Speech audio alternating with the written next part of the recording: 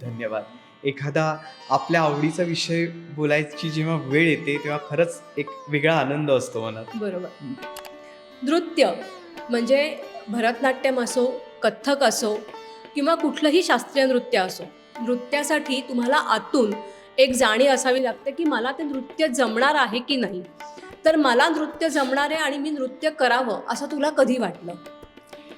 खरं सांगू, मी नृत्याला नाही निवडलं. मला असं वाटतं नृत्याने मला निवडलंय. अच्छा. आणि हे अतिशयोक्ती होणार नाही, कारण आमच्या घरात म्हणजे फॅमिलीमध्ये नृत्याशी तसा काही संबंधच नव्हता. मी तर म्हणेन कलेशी नाही. पण एक वेगळा ट्रॅक जर बघितला तर माझे वडील हे सुवर्णकार होते.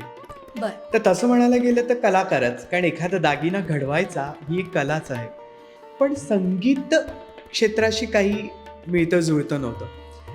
परंतु माझी आई लहान असतानाच मी ऐकलं की तिला नृत्याची खूप आवड होती.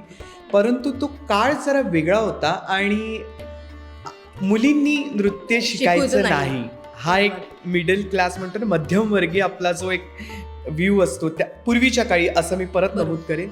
तर तेव्हापासून तिला ते शिकता आलंच नाही कधी. ओके. तिने काही महिने भरतनाट्यम केलं असेल, पण नंतर ते बंद झालं.